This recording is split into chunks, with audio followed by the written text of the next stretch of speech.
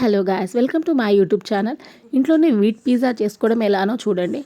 మనం మామూలుగా గోధుమ పిండి చపాతీలు చేసుకోవడానికి చేసుకుంటాం కదా, సేమ్ అదే ప్రాసెస్లోనే మనం పిండి ప్రిపేర్ చేసుకొని పెట్టుకోండాలి. ఇక్కడ ఒక చిన్నది అలా తీసుకొని చపాతీ అయితే చేసుకోవాలన్నమాట. కొంచెం ఇది లావుగానే చేసుకోవాలి, పల్చగా అయితే చేసుకోకూడదు. ఇక్కడ నేను 2 టైప్స్ ఆఫ్ చూపిస్తాను. ఏది బాగుందో మీరే చెప్పండి, కమెంట్ చేయండి. ఇక్కడ 1 కప్ గ్రేటెస్ట్ చీజ్ యూజ్ చేశాను. ఒక షీట్ అయితే సరిపోతుంది.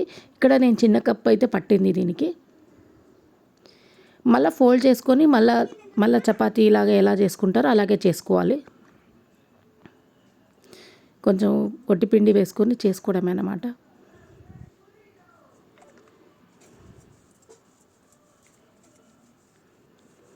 దీనికి ఓవెన్ అవసరం ఉండదు, ప్యాన్ మీద అయినా చేసుకోవచ్చు. చాలా బాగా వస్తాయి టేస్ట్ కూడా.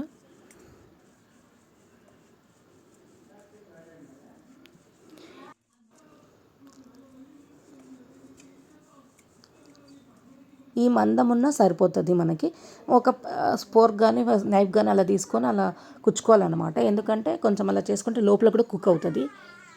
2 సైడ్స్ కూడా కొంచెమే వేడి చేసుకోవాలి, చాలా కాల్చుకోకూడదు. చేసుకుంటే మళ్ళీ అవ్వదు అన్నమాట, చాలా చపాతీలాగా అయిపోతుంది మళ్ళీ. సో ఇలా చేసుకొని తీసుకోవాలి, బయటికి తీసుకొని ఒక ప్లేట్లో తీసుకొని మళ్ళీ పిజ్జా సాస్ అయితే యూజ్ చేస్తాను. స్ప్రెడ్ చేసుకోవాలి మొత్తం అంతా.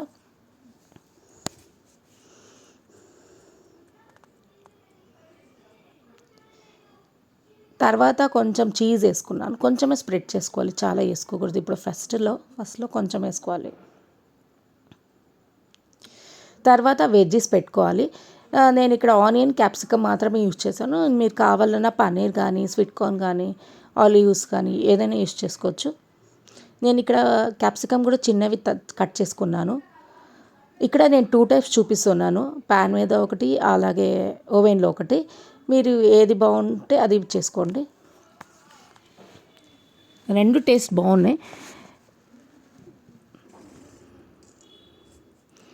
ఇప్పుడు మళ్ళీ చీజ్ ఎక్కువ వేసుకోవాలి. ఇప్పుడు మళ్ళీ